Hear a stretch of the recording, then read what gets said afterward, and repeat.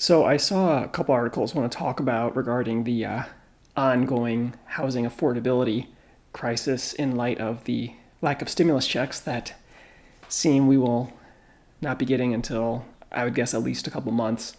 Article came out in from Salon.com couple days ago that was basically saying like, hey, by December, unless a new type of relief is passed, not only are we going to have eviction moratoriums potentially be allowed to expire, in addition to that, 13 million people who, in addition to being at risk of being evicted, even if they can start making their payments at that time, they're going to owe an average of like 5 grand in back rent that could become due at that time.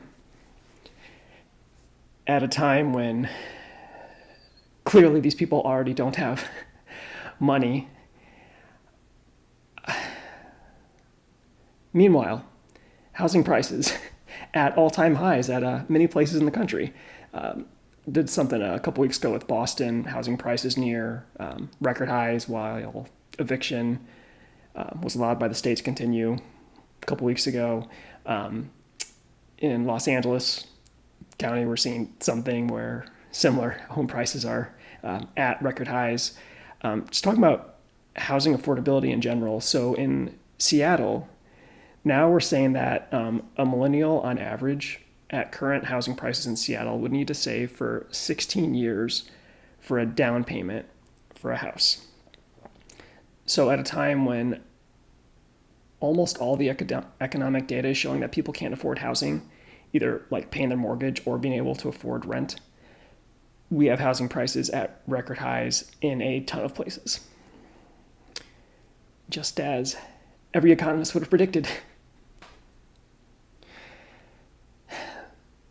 This type of trend, it's not new. This has been going on for probably the past 40 years. Progressively, the middle class just keeps getting squeezed. And I mean, yeah, the pandemic's been real bad, but even right before the pandemic started, widely cited survey showing that 40% of families could not come up with $400 for a cash emergency. And then the pandemic hit. I just wonder, like, kind of from a politician's perspective, what they expect people to do. You know, we hit winter, things get colder.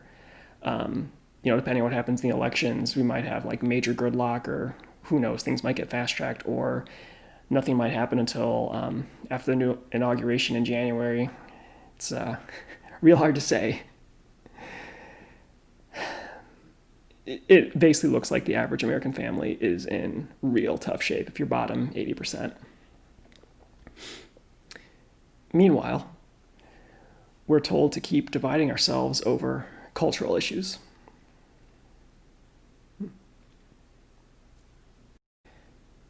Anyway, former prop trader, thanks for stopping by.